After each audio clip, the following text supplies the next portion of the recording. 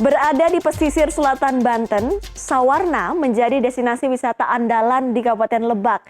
Meski memiliki banyak pilihan objek wisata pantai, kawasan pesisir Sawarna belum memiliki akses masuk kendaraan roda 4. Ojek menjadi pilihan pengunjung. Koresponden CNN Indonesia Victor Pangaribuan akan mengulas cerita perjalanan ke Sawarna.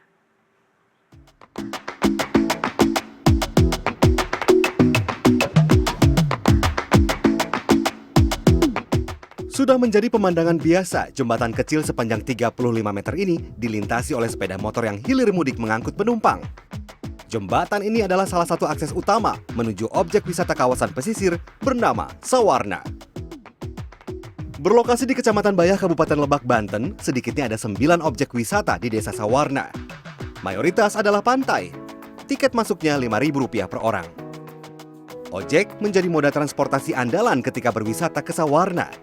Bersiaplah merogoh kocek lebih dalam jika ingin menjelajahi banyak pantai di desa ini. Punten Kang, ke pantai seberapa? Ke pantai itu Biasa seberapa? 15.000. 15.000. Iya. PP? Enggak. PP 30. Akang seberapa Kang mun ke Pasir Putih? Sami. Jadi kalau nganterin 10.000 tuh bisa? Karena bensin naik. Nuhun Kang. Nah, jadi kalau mau liburan ke pantai-pantai di Sawarna, kita harus cerdas menawar tarif ojek. Saya menyewa ojek yang dikemudikan Dadang menuju 3 pantai dengan biaya Rp100.000. Setiap bulan, rata-rata Dadang memperoleh penghasilan 1,5 hingga 3,5 juta rupiah dari profesinya menjadi pengemudi ojek di Sawarna. Rata-rata akan kasih ke wisatawan berapa nih kalau nganter ke Sawarna? Oh, kalau untuk ke Sawarna rata-rata 25 bolak-balik ya. 25.000. 25.000 bolak-balik. Terus kalau untuk paket keliling 120 itu ditungguin ya. Tapi kalau misalkan nanti ojek ditiadakan, ada akses mobil masuk, Akang setuju nggak? Ya setuju aja. Kenapa? Kenapa? Soalnya kalau misalnya nggak setuju, kita bagaimana untuk majunya wisata Sawarna gitu. Keberadaan ojek pengantar wisatawan di Sawarna bagai buah si malakama. Di satu sisi, kehadiran ojek mempermudah mobilitas wisatawan seperti saya untuk menuju pantai-pantai di Sawarna. Apalagi jalur yang tersedia terbilang sempit dan berkelok. Namun di sisi lain, menggunakan ojek saat berwisata di Sawarna membuat wisatawan perlu menyiapkan biaya lebih besar, terutama bagi mereka yang berbudget kecil. Lalu apa alasan pengelola wisata tak menyediakan akses masuk kendaraan roda 4 menuju pantai di Sawarna? Kita pertimbangannya bahwa pemberdayaan masyarakat secara keseluruhan. Di antaranya satu kantong parkir atau jasa parkir. Keduanya ojek itu sendiri. Lebih kepada fokus kita bagaimana men-set wisatawan ini tidak masuk ke tidak membawa kendaraan ke pantai, hanya cuma roda 2 saja yang bebas kita masuk ke pantai gitu. Supaya lebih kepada pemerataan kehidupan masyarakat. Ada alternatif bagi Anda yang tak ingin mengeluarkan banyak biaya ojek ketika berwisata ke Sawarna. Menginaplah di homestay-homestay yang tersedia, sehingga Anda bisa berjalan kaki menuju berbagai lokasi wisata.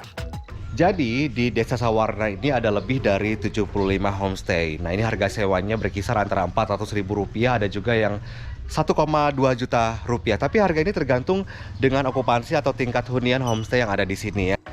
Destinasi pertama saya di Sawarna adalah Pantai Pasir Putih, sekitar 600 meter dari pintu masuk. Bergaris pantai sepanjang sekitar 1 km, pantai ini cocok dikunjungi oleh wisatawan yang ingin bersantai menikmati lembutnya pasir putih. Yang ini jangan terlewatkan, Pantai Tanjung Layar. Pantai dengan 2 batu karang ini menjadi ikon wisata di Desa Sawarna. Cocok bagi Anda yang ingin berburu spot untuk berfoto. 2 batu karang ini, mitosnya adalah perwujudan dari layar perahu Sangkuriang, sebuah legenda yang cukup populer di Jawa Barat. Tapi berdasarkan sejumlah penelitian, batu karang ini tersusun dari batuan sedimen, yaitu ada breksi, ada tuflapili, dan juga ada batu pasir. Usianya ini lebih dari 20 juta tahun.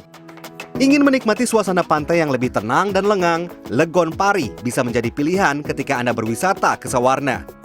Bahkan Anda bisa bermalam di pesisir pantai dengan tenda. Pilih ke Legon Pari ini karena tempatnya sepi, jadi lebih enak buat camping, nggak ada gangguan dari turis lain.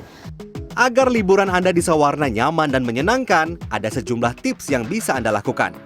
Saya punya beberapa tips bagi Anda yang akan melancong ke Sawarna. Rute perjalanan dari Jakarta ada 2 rute yang bisa Anda pilih. Yang pertama lewat Rangkas Bitung, yang kedua lewat Sukabumi. Estimasi waktu tempuhnya hampir sama kok, 5-6 jam. Saya merekomendasikan lewat tol Rangkas Bitung karena kondisi jalanan lebih lancar. Kalau lewat Sukabumi, bersiaplah untuk menghadapi banyak titik kemacetan. Jalannya pun berkelok. Kemudian moda transportasi. Ketika Anda tiba di Sawarna, saya rekomendasikan untuk rental atau sewa sepeda motor saja. Jauh lebih murah. Bebas berkeliling kemana saja, biayanya ini paling mahal Rp100.000 per hari. Kalau pakai ojek untuk satu lokasi destinasi pantai misalnya, 30 ribuan rupiah nih pulang pergi. Kalau mau ke 5 lokasi, biayanya bisa 5 kali lipat loh. Kemudian pilih waktu yang tepat untuk ke Sawarna. Jangan di musim hujan, curah hujan tinggi, langit mendung, pantai jadi tidak sedap untuk dipandang. Datanglah pada saat musim panas, sekitar pertengahan tahun, karena saat itu rona pantai atau laut yang kebiruan bisa terlihat lebih indah dan pemandangan matahari terbenam pun mudah didapat.